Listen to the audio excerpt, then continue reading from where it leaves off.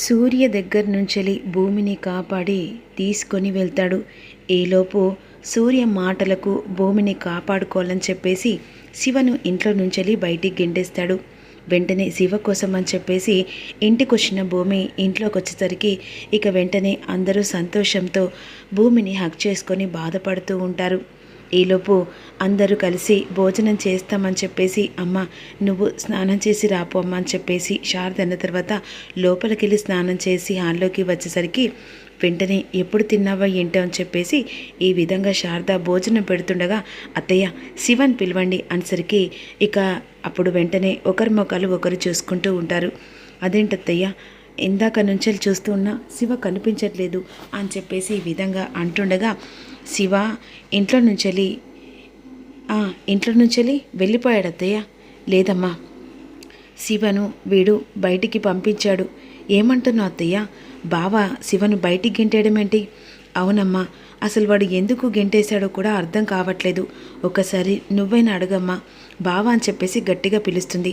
ఏంటి భూమి అసలు ఏంటి బావా నువ్వు ఎందుకు ఇలా చేసావు?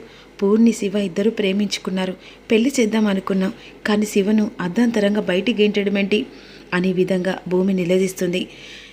అసలు ఏం జరిగిందంటే ఆ ఎస్ఐ సూర్య నిన్ను ఎలాగైనా చంపేస్తానని బెదిరించాడు. శివని ఇంట్లో నుంచి పంపించకపోతే నీ ప్రాణం తీస్తానని వాడు నన్ను బ్లాక్మెయిల్ చేశాడు.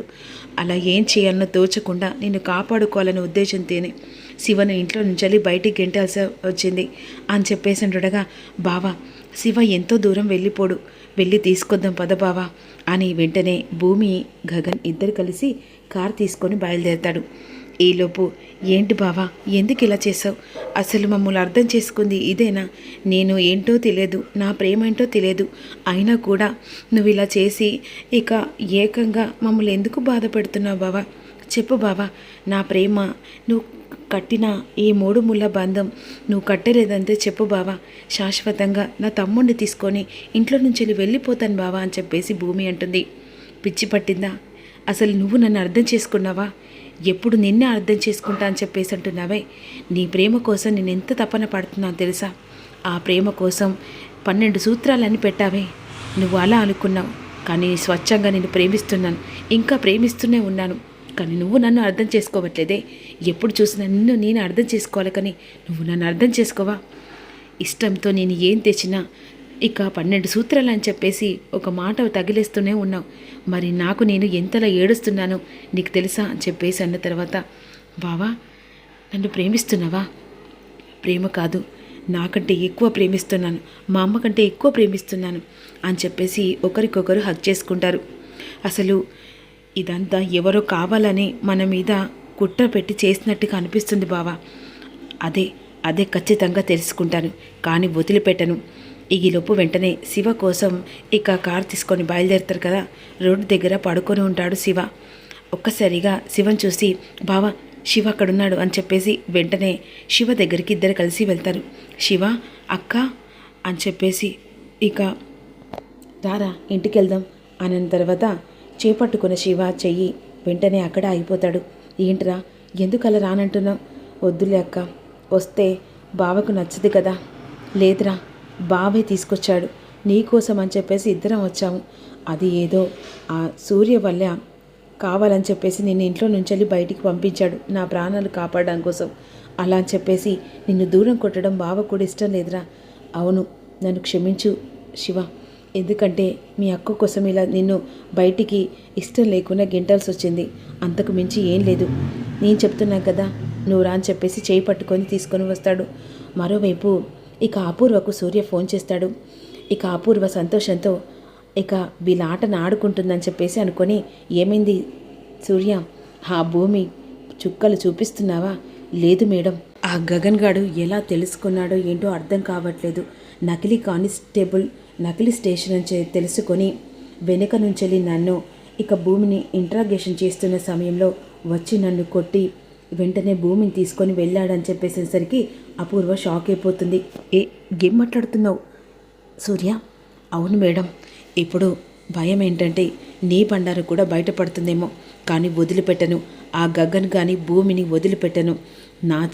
నా చేతిలో ఇక వాళ్ళ చావు లెక్క పెట్టుకుంటారు రోజులు అని చెప్పేసి కాల్ కట్ చేస్తాడు. ఈలోపు వెంటనే ఇదంతా ఎవరు చేయించారు అని చెప్పేసి వెంటనే సీసీ కెమెరాలు ఇంట్లో ఉంటాయి కదా, ఆ సీసీ కెమెరాలు పట్టుకొని వెంటనే గగన్ ఇక వాకప్ చేస్తూ ఉంటాడు.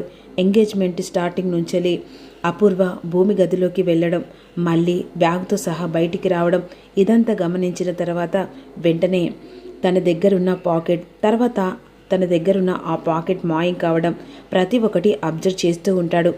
అది తెలుసుకొని వెంటనే ఇక గగన్ కావాలని అపూర్వ పక్కా ప్లాన్తో ఎంగేజ్మెంట్ ఒప్పుకుంది. అంటే ఈ కుటుంబాన్ని ఎలాగైనా సర్వనాశనం చేయాలని చెక్ చేసింది నా మీద, అంటే నన్ను అరెస్ట్ చేయాలని చెప్పేసి నిర్ణయించుకుంది. కాకపోతే భూమి అరెస్ట్ అయింది అంటే ఈ మత్తు పదార్థాలు తనే పెట్టిందని క్లారిటీగా అర్థమవుతుంది.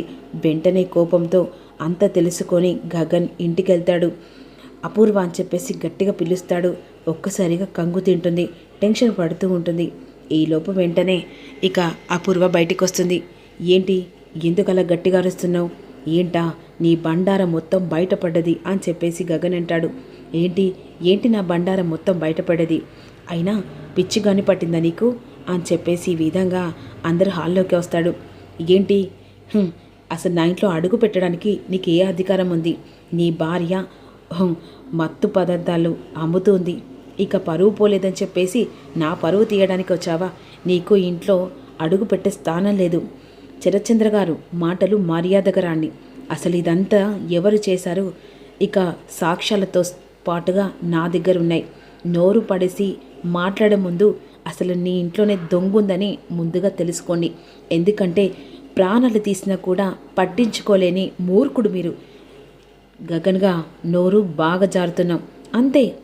ప్రాణాలు తీసినా కూడా నమ్ముతూ గుడ్డిగా నమ్ముతున్న నీకు నువ్వు నాకు సలహాలు ఇస్తున్నావా?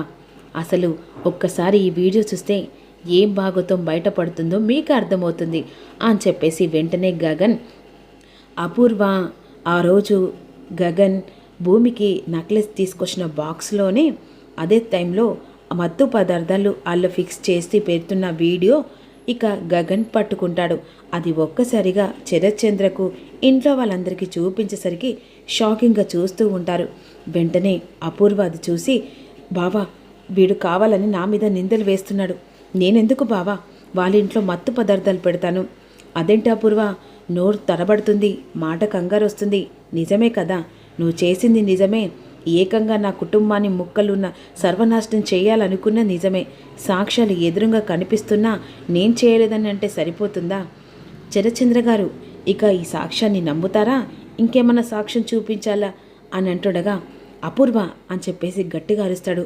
బావా, ఈ గగన్ గాడు ఏదో కుమ్మక్కై ఇదంతా పక్క ప్లాన్తో నన్ను అరెస్ట్ చేయాలని చూపిస్తున్నాడు బావా. అవునా? మరి ఈ వీడియో అయితే అబద్ధం కాదు కదా, నేను పుట్టించింది కాదు కదా. నేలాగా పక్క కత్తెయి ఆ కత్తె రేపు పొడవడానికి ఉందని చెప్పేసి మూర్ఖుల్లాగా నమ్ముతుంది నీ ఇంట్లో వాళ్ళు.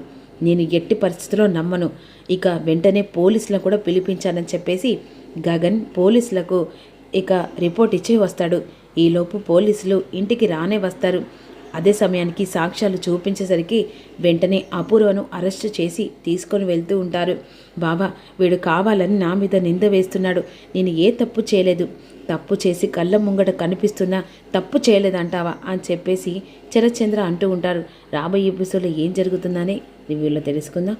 మిస్ కాకుండా చిన్న లైక్ చేయండి.